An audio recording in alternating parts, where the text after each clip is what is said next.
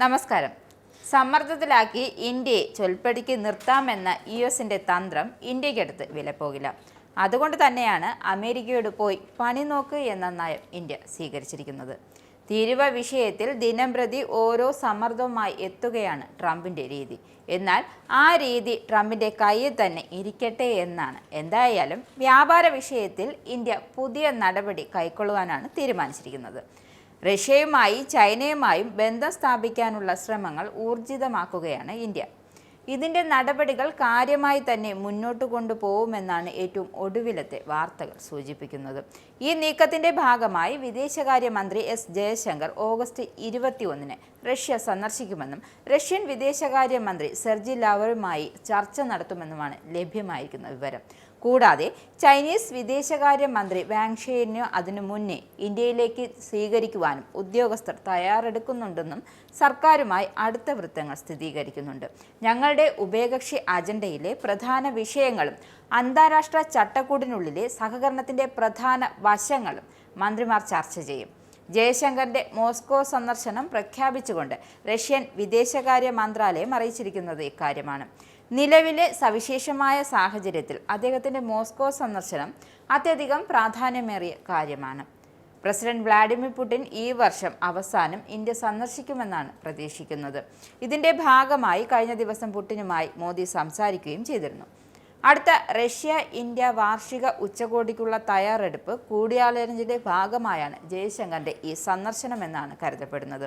അങ്ങനെയാണെങ്കിൽ അതിൽ ഒരു സുപ്രധാന വിഷയവും ചർച്ചയാകും. ദേശീയ സുരക്ഷാ ഉപദേഷ്ടാവായ അജിത് ഡോവൽ റഷ്യ സന്ദർശിച്ച് പ്രധാനമന്ത്രി സെർജി ഷോയിഗുമായി കാണുകയും പ്രസിഡന്റ് പുടിനുമായി സംസാരിക്കുകയും ചെയ്തിരുന്നു. ഇതിന് പിന്നാലെയാണ് ജയശങ്കറും ലാവ്റോവും തമ്മിലുള്ള കൂടിക്കാഴ്ച വരുന്നത്. ഇന്ത്യ റഷ്യ വ്യാപാരം തന്നെയാവും ഏറ്റവും ഉറ്റുനോക്കുന്ന മേഖലയും. ചൈനീസ് വിദേശകാര്യമന്ത്രിയുടെ സന്ദർശനം ഇന്ത്യ ഇതുവരെയും ഔദ്യോഗികമായി പ്രഖ്യാപിച്ചിട്ടില്ല എങ്കിലും ജയശങ്കറിന്റെ മോസ്കോ സന്ദർശനത്തിന് മുന്നോടിയായി ഇത് നിശ്ചയിച്ചിട്ടുണ്ട് എന്നാണ് അടുത്ത വൃത്തങ്ങളിൽ നിന്നും പുറത്തുവരുന്ന സൂചന. ഇന്ത്യ ചൈന അതിർത്തി വിഷയത്തിൽ ഉന്നതതല ചർച്ചകൾ തുടരുക എന്നതാണ് സന്ദർശനത്തിന്റെ ലക്ഷ്യമെന്നാണ് വിവരം. ഷാങ്ഹായ് സഹകരണ സംഘടനയുടെ ഉച്ചകോടിക്കായി ചൈനയിലെ ടിയാജിനിൽ മോദി നടത്താനിരുന്ന സന്ദർശനത്തിന് മുമ്പുള്ള തയ്യാറെടുപ്പ് യോഗങ്ങളുടെ ഭാഗമായിട്ടായിരിക്കും ഡൽഹിയിൽ വാങ്ങിന്റെ ആശയവിനിമയങ്ങൾ നടക്കുക എന്നാണ് വിവരം. പാകിസ്ഥാനുമായുള്ള ചൈനീസ് ബന്ധം മനസ്സിൽ വെച്ചുകൊണ്ടായിരിക്കും ഇന്ത്യയുടെ ഇടപെടൽ കൂടി വരുന്നത്. റഷ്യ എണ്ണ വാങ്ങുന്നതിന് ഇന്ത്യയ്ക്കുമേൽ ട്രംപ് തീരുവ ചുമത്തിയതിന്റെ പശ്ചാത്തലത്തിൽ പങ്കാളികളുമായും സഖ്യകക്ഷികളുമായി ഇന്ത്യ നിരവധി കൂടിയാലോചനകൾ നടത്തിയിട്ടുണ്ട്. ബ്രസീൽ പ്രസിഡന്റ് ലുല ഡി സിൽവയും മോദി ഫോണിൽ സംസാരിച്ചു. ഓഗസ്റ്റ് 12 റഷ്യയിലേക്കുള്ള കരമാർഗം ഗതാഗതം സുഗമമാക്കാൻ ലക്ഷ്യമിടുന്ന അന്താരാഷ്ട്ര വടക്കൻ തെക്ക് ഇടനാഴി ഉൾപ്പെടെയുള്ള കണക്ടിവിറ്റി പദ്ധതികളെക്കുറിച്ചും ഇരുവരും സംസാരിച്ചു. നിലവിലെ സാഹചര്യത്തിൽ യുഎസും ഇത് ഉറ്റുനോക്കും. എന്തെന്നാൽ അവരുടെ തീരുവ ഭീഷണിക്ക് വഴങ്ങാതെ ഇന്ത്യ അമേരിക്കയുടെ പ്രധാന എതിരാളികളായ ചൈന, റഷ്യ എന്നീ രാജ്യങ്ങളുമായി ബന്ധം സ്ഥാപിക്കുമോ എന്നാണ് അവർക്ക് അറിയേണ്ടത്. പ്രത്യേകിച്ച് അടുത്ത കാലം വരെ ഭിന്നതയിലായിരുന്ന ഇന്ത്യ ചൈന ബന്ധം മെച്ചപ്പെടുമോ എന്ന ചോദ്യവും ഉയർന്നു വരുന്നുണ്ട്. അതിനിടെ റഷ്യൻ പ്രസിഡന്റ് പുടിനും അമേരിക്കൻ പ്രസിഡന്റ് ഡൊണാൾഡ് ട്രംപും തമ്മിൽ നാളെ കൂടിക്കാഴ്ച നടക്കുന്നുണ്ട്. അതും പ്രാധാന്യത്തോടു തന്നെയാണ് എല്ലാവരും നോക്കിക്കാണുന്നത്.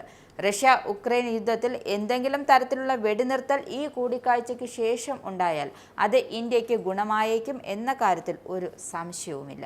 ഇസ്രായേലിന്റെ 5 സൈനിക താവളങ്ങളിൽ കനത്ത നാശനഷ്ടം. മോദി വെളിപ്പെടുത്തുന്ന ഇന്ത്യയുടെ വികസനത്തിന്റെ മയക്കുമരുന്ന് വിൽപ്പനയ്ക്കെതിരെ ശക്തമായ നടപടിയെടുത്ത് ഷാർജ പോലീസ്. അമേരിക്കയിലെ സാധാരണ മനുഷ്യരോടുകൂടിയാണ് കോൺഗ്രസിനുള്ളിൽ പങ്കുവയ്ക്കാൻ ഓപ്പറേഷൻ സിന്ദൂറിൽ ഉപയോഗിച്ച